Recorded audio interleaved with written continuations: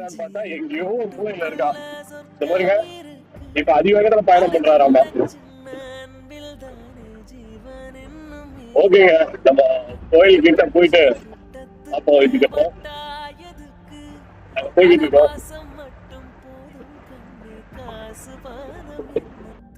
பச்சை கிளிகள் தோலோடு பட்டுக்குயிலோ மடியோடு பூலோகம் ஆனந்தத்தின் இல்லை, இந்த பூமிக்கு கண்ணீர் சொந்தமில்லை.